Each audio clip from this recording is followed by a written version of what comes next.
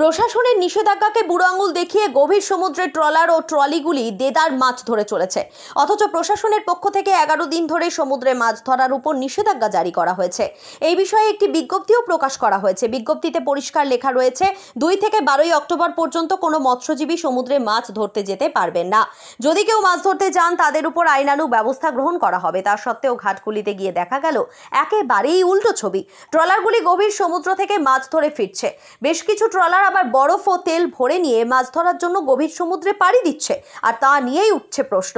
যদিও মৎস্যজীবীদের বক্তব্য, এখন সমুদ্রে গিয়ে মাছ ধরার উপর নিষেধাজ্ঞার বিষয়টি তারা কেউ জানেন না। জানা গিয়েছে এই সময় মা ইলিশদের বাঁচানোর জন্য প্রশাসনের পক্ষ থেকে এই নিয়ম চালু হয়েছে। কারণ এখন সমুদ্রে ইলিশের ডিম পাড়ার সময়। এখন মা ইলিশদের যাতে কোনো সমস্যা না হয়, তাই 11 দিন সমুদ্রে গিয়ে মাছ ধরার উপর নিষেধাজ্ঞা জারি করা হয়। এক্ষেত্রে অক্টোবর মাসের পূর্ণিমার 5 দিন আগে ও 5 দিন পরের দিনগুলিকে বেছে নেওয়া হয়েছে।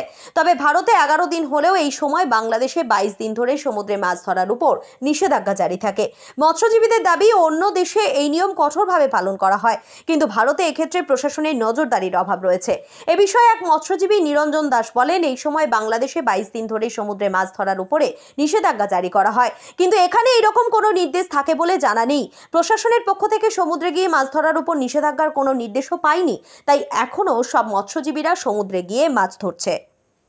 এখন ফিশিং চলছে, এই মুহূর্তে মাছের পরিস্থিতি খুব খারাপ। আমাদের সংকটজনক অবস্থা চলছে, এখন খুব লসে চলছে আমাদের ফিশিংয়ের অবস্থা। এরকম ফিশিং চলতে গেলে আগামী 1 মাসের মধ্যে ফিশিং বন্ধ হয়ে যাবে। মাছ পেয়েছি 70 কেট মাছ, পোচা মাছ, ছোলা মাছ, চিংড়ি মাছ, এই সমস্ত মানে 70 কেট মাছ। 25 বিয়েল তেল পুড়িয়েছি। আচ্ছা, 25 বিয়েল তেল পুড়িয়ে। কবে গিয়েছিলেন ফিশিংয়ে? 8 দিন হলো। আচ্ছা, 8 দিন আগে ফিশিংয়ে গেছি। এই পর্যন্ত ফিশিংয়ের অবস্থা খুব খারাপ পরিস্থিতি চলছে।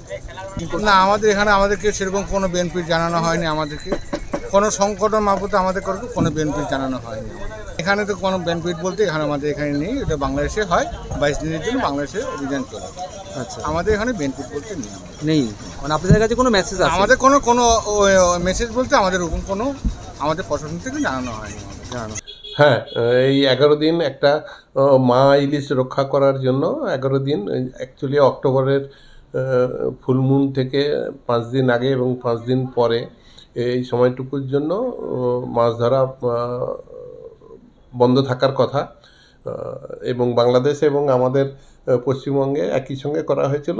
বাংলাদেশে ওটা 22 দিন পালন করে, আমাদেরও 11 দিনের জন্য নিষেধাজ্ঞার নোটিশ পাঠানো হয়েছে। সেই মতো আমরা সমস্ত মৎস্যজীবীদেরকে, সেই মালিকদেরকে এবং মাঝিদেরকে সতর্ক করা হয়েছে।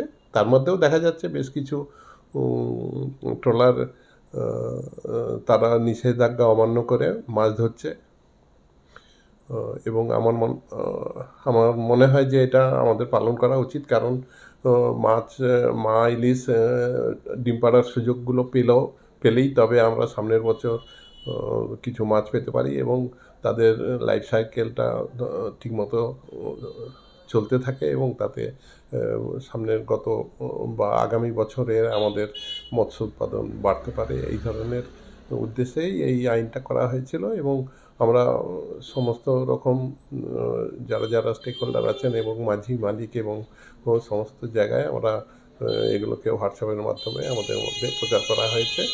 আপনারা দেখছেন MN নিউজ। সব খবর সবার আগে পেতে লাইক এবং ফলো করুন আমাদের পেজটি।